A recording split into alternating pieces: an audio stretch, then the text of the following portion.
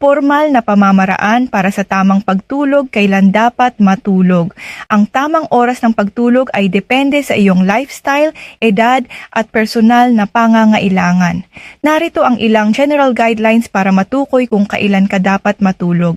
Sane, ayon sa edad ng mga bata. 6-12 taon, 9-12 oras bawat gabi. Holidays matulog ng 8 9 p.m. Kung gigising ng 6 7 a.m. Mga teen, 13-18 taon, 8-10 oras, 10 11 p.m. kung gigising ng 6 7 a.m. Mga adult, 18-64 taon, 7-9 oras. Matatanda, 65 plus taon, 7-8 oras. So, batay sa oras ng paggising.